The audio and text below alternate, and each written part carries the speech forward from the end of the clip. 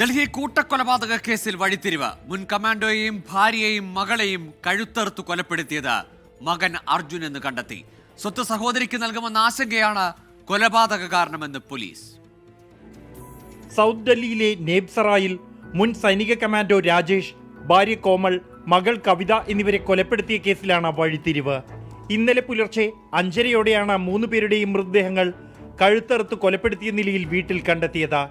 പ്രഭാത നടത്തം കഴിഞ്ഞ് തിരികെ എത്തിയപ്പോൾ മൂവരെയും കൊല്ലപ്പെട്ട നിലയിൽ കണ്ടെത്തിയെന്നാണ് മകൻ അർജുൻ പോലീസിനെ അറിയിച്ചത്.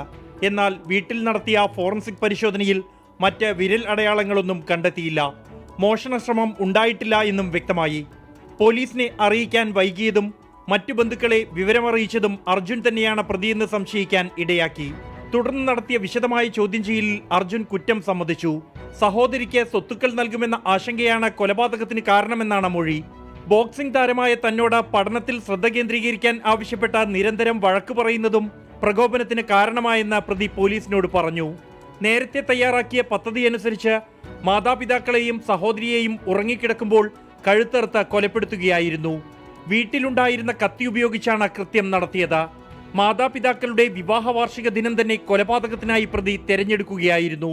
ഡൽഹി സർവകലാശാലയിൽ 2ാം വർഷ ബിരുദ വിദ്യാർത്ഥിയാണ് പ്രതി അർജുൻ. 24 ഡൽഹി.